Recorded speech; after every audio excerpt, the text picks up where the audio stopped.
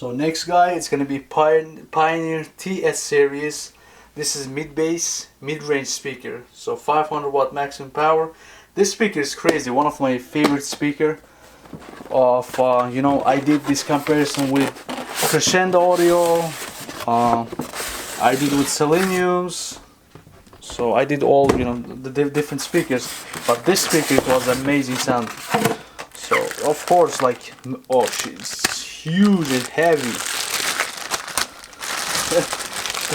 This is monster of the monsters. This is of course a paper cone and dome. Look at the magnet size, guys. This one needs huge amplifier. Look at this comparison. But what we're gonna do crazy tests here.